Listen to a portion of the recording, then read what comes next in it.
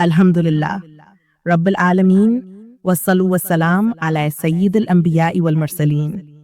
प्यारे नाजरीन, आज की इस ईमान अफरोज वीडियो में हम बात करेंगे एक निहायत अजीम और दिल को हिला देने वाले मौजू पर, अर्श मौला और अल्लाह की कुर्सी। ये वो हकायक है जिनका जिक्र कुरान करीम और अहादीस मुबारका में आया है। इन पर गौर करने से इंसान के दिल में अल्लाह की अजमत का तस्वुर जाग उठता है और बंदगी का एहसास मजीद गहरा हो जाता है। अर्श मखलूकात में सबसे अजीम है। कुरान में इरशाद है, रब्बुल अर्शिल अजीम, वही अजीम अर्श का रब है। उल्मा फरमाते हैं कि अर्श ऐसा है जो अल्लाह ताला ने अपनी कुदरत की निशानी के तौर पर बनाया है। इसकी वुसअत और हकीकत को अक्ल इंसानी मुकम्मल तौर पर समझ नहीं सकती। कुरान में 7 बार आता है, अर्रहमानु अला अल अर्शी इस्तवा।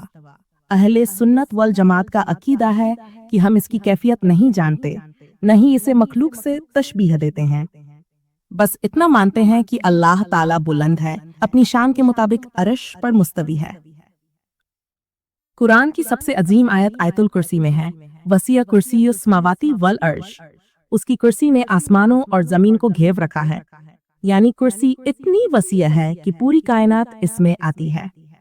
हजरत इब्ने अब्बास रजी अल्लाहु अन्हु फरमाते हैं, कुर्सी अर्श के मुकाबले में ऐसे है जैसे किसी सहरा में एक छोटा सा छल्ला, यानी अर्श कुर्सी से कहीं ज्यादा बड़ा और अजीम है।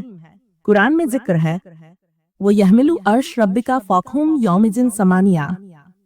कयामत के दिन तेरे रब का अर्श 8 फरिश्ते उठा रहे होंगे। ये फरिश्ते इतने अजीम हैं कि उनकी वुसअत का तस्वुर भी मुश्किल है। हदीस में आया है कि इनमें से एक फरिश्ते के कान के नीचे से कंधे का फासिला 700 साल की मसाफत है। नबी सल्लल्लाहु अलैहि वसल्लम ने फरमाया, मजलूम की दुआ अर्श तक पहुंचती है और अल्लाह फरमाता है, मैं तेरी मदद जरूर करूंगा, अगरचे कुछ देर बाद।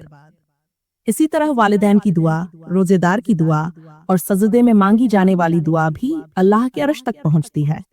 हदीस में है, क़यामत के दिन 7 किस्म के लोग ऐसे होंगे जिन्हें अल्लाह अपने अर्श के साये में जगह देगा, जिस दिन उसके साये के अलावा कोई साया न होगा।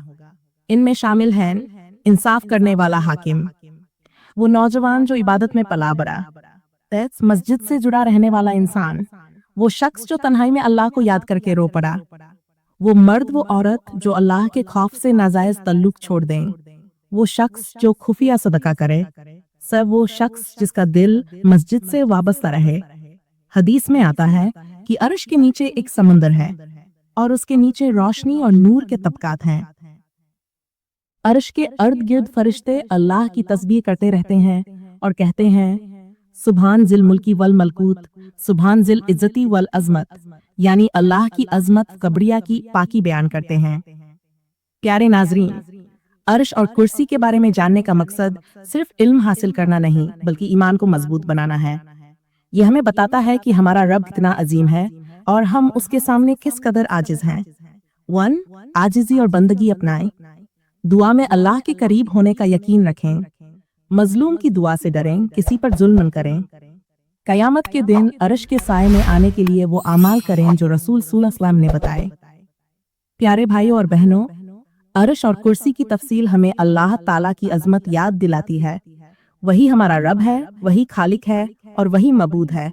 आइए हम सब दुआ करते हैं, या अल्लाह हमें अपने अर्श के साये में जगह अता फरमा, हमारी दुआओं को कबूल फरमा और हमें अपने मुकर्रब बंदों में शामिल फरमा। आमीन।